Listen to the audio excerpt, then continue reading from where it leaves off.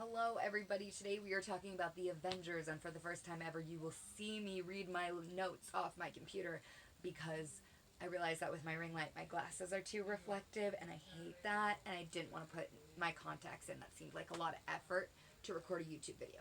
So, the Avengers, their first appearance, the first appearance of the team was in the first issue of the title in September of 1963. Obviously created by the great Stan Lee and Jack Kirby, the team was labeled Earth's Mightiest Heroes. The original roster consisted of Iron Man, Wasp, Hulk, Thor, and Ant-Man, and Captain America was added into the third issue after his defrosting. I lied to you. It's the fourth issue. See, this is why I have it written down and I don't try to do things off the top of my head. The original series ran through issue number 402 in 1996, and much like we saw in the MCU, just with a different lineup, the Avengers were formed when they confronted and defeated Loki. God, I'm really blind. And just so everyone knows, the original 6 we got in the MCU was never a complete lineup of the Avengers. Some MCU fans really think that at one time that was the Avengers lineup, and at no point in the Avengers history was the original 6 we got in the MCU a standard team of the Avengers. The next big change in the lineup was when everyone but Cap resigned and Hawkeye and the Maximoff twins joined the team. Goliath and Wasp rejoined, Hercules joined, Black Widow and Black Knight assisted the Avengers but didn't accept membership until much later. Now, they didn't run like the Justice League where you could only admit like one character at a time. They full on inducted almost full teams of people with nearly every change in the lineup. This was in the 60s, and the 70s brought Archon, Red Wolf, and the Kree Skull War, which we saw kind of in Captain Marvel. They changed so much. Mantis and Swordsman joined the team, as did the Beast and Moondragon. We also got Bride of Ultron, the Nefaria trilogy, and the Korvac saga storylines, and more importantly, we were reminded that Marvel has been and will always be about social issues when Garrett demanded the roster be trimmed down to 7 members, and as such, Falcon was rewarded a spot as a result of affirmative action, of which didn't sit well with him because he felt like he was a token, which he was. That was kind of the point of that storyline. Obviously making him unhappy. And the 70s also brought us the reveal of the Maximoff twins' original origin story, of that them being Magneto's children, which is the only origin story I am accepting. The retcon is stupid, and I hate it kind of a lot. The MCU, as we've seen so far, kind of went with the retcon origin for now, but the beautiful part about that is that they left the door open for both. She can be the Scarlet Witch, a mantle that was passed down, a being that was written about, and still be a mutant. And I think that Agatha alluding to her powers having always been there leaves the door open for that. Anyway, the 1980s brought us the Ultimate Vision storyline and the formation of the West Coast Avengers, with Scarlet Witch eventually leaded, but was mostly leaded by Hawkeye at the beginning. But, I can't get through a video without mentioning Scarlet Witch. So, new members included Tigra, She-Hulk, Monica Rambeau, Star Fox, Mockingbird, and Namor. Major storylines in the 1980s brought us Chaos, Avengers Disassembled, Darker Than Scarlet, and, of course, Acts of Vengeance. The 1990s storylines focused on different character development for characters like Black Knight, Cersei, Crystal, Hercules, Vision, and Black Widow.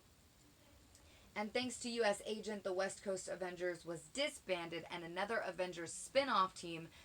There's not as many Avengers spin-off teams as there are X-Men spin-off teams, but there's still a lot.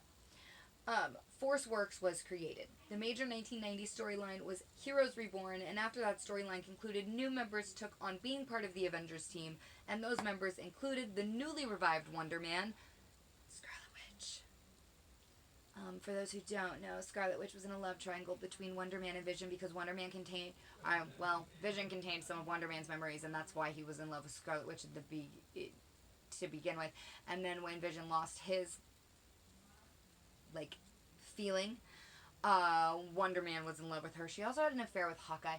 Sorry, tangent. I don't know where I was. The newly revived Wonder Man, Justice, Firestar, Silverclaw, and Triathlon. I'm sorry, I just love Wanda with all my heart. The 2000s brought expansion to one of my favorite characters. Can we guess who it is? The beautiful and lovely Wanda Maximoff. It also brought another Avengers spin-off team in the new Avengers, being made up of Iron Man, Cap, Wolverine, Luke Cage, Ronan, Spider-Man, Spider-Woman, and Sentry. Bringing us the unforgettable House of M storyline, my favorite comic book storyline of all time, along with Civil War and Dark Reign. And yet another spin-off series, The Mighty Avengers, which consisted of Hercules, Amadeus Cho, Stature, Vision, Jocasta, U.S. Agent Quicksilver, and Hank Pym, was formed. The 2010 roster consisted of Thor, Hawkeye, Spider-Man, Wolverine, Cap, Spider-Woman, Iron Man, all led by Maria Hill because you need that token female. Because in the 2010s you needed an unpowered female leader to balance out the fact that you're back to having a single woman on the actual superpowered team. It's fine. So much happened in the 2010s. A new Avengers volume, Avengers Academy, Secret Avengers, and of course the Shattered Heroes storyline. Uncanny Avengers, Avengers vs. X-Men. We also got Secret Wars and Secret Empire. There were so many major crossover events and giant storylines in the 2010s, and it is a lot. And if you're wondering where to start with comic books, I wouldn't start with crossovers. There's just a ton of characters. There's a ton of depth. There's a ton of background information you need to already know going into a crossover. And I feel like it's just a really overwhelming place to start. Unless you wanted to start with Wikipediaing that storyline and then reading it. That's fine. It also seems harder. But you do you. Just don't expect to understand everything. I'm always here to answer questions if you want to dive right into major storylines. But like I said in my last video, I'm going to try and do comic book recommendations. So if you drop your favorite character, I will give you 3 to 5 of my recommended comic book storylines for that character. Other lighter and more fun versions of the team to start with, though, are Marvel Zombies and Avengers 2099. I actually really recommend starting with alternate universes because they're generally one-off stories. Marvel is much better with their alternate universe use than DC is.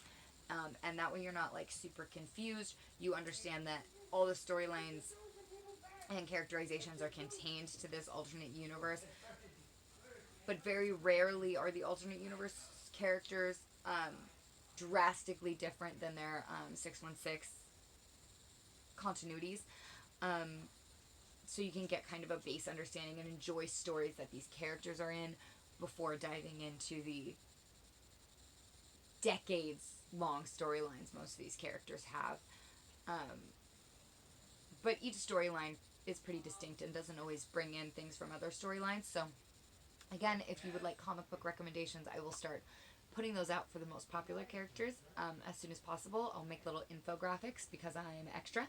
And if you love a character that I haven't touched on yet, please go ahead and drop a comment. Email me at fangirlproductions13@gmail.com. Find me on TikTok, Alexandria Sams 2713. Find us on Facebook at Fangirl Productions or Lady Comic Book History. Check out the podcast, Lady Comic Book History, anywhere you can stream podcasts. And just let me know your thoughts. If you want a character or a team storyline breakdown, let me know. I am here for all comic book information needs. Thanks, guys.